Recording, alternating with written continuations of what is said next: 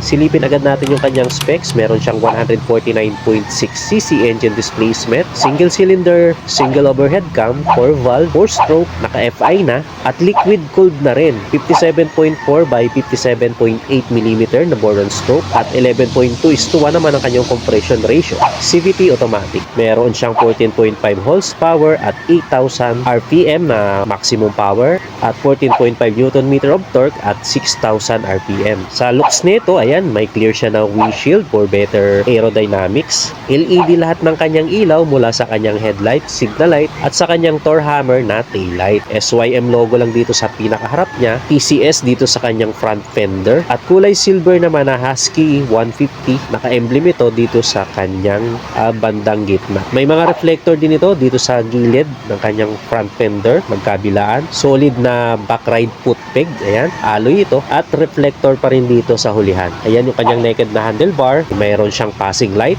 hazard switch, full digital meter panel display na rin ito. Keyless na siya na may 15 liters tank capacity at may fuel consumption na 40 to 45 kilometers per liter. Underseat compartment na napakalawak. Kasyang-kasya dito yung half-face na helmet. May USB charging port na rin ito. Sa kaliwa ay meron na rin siyang pinakabulsa. Meron siyang takip, dual channel ABS at saka TCS para iwas dulas at iwas disgrasya na rin sa kalsada. Sa kanyang mga brakes, ayan, naka-disc brake yung kanyang harap at likod. Syempre with ABS na yan. Sa suspension nito sa unahan, naka-telescopic port na mayroong protective boots. At sa likuran naman ay adjustable center shock absorber. Ang angas din, oh. At sa sukat naman ng gulong niya dito sa harap ay 120/70 by 13 tubeless at naka-mugs type. At sa likuran naman ay 130/70 by 30 naman tubeless, naka-mugs type din siya. Sakto lang yung kanyang timbang sa kanyang displacement. Sa dimension nito, meron siyang length na 1,980 at meron naman siyang width na 780 at may height siya na 1,225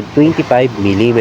Sa kanyang ground clearance na 117 mm. At nung sinukat naman natin yung kanyang seat height ay hindi naman tayo nahirapan. Abot na abot pa rin natin dahil meron siyang seat height na 785 mm. 152,900 ang dating presyo nito, pero ngayong September 148,500 na lang. Bukod doon, may mga freebies ito kagaya ng 3 years LTO registration, TPL insurance, at meron pang mga accessories kagaya ng cellphone holder, meron pang half-face na helmet, at ang malupit dito may kasama pang top box. So available yan dito sa may LGM Motorcycles at Tipolo.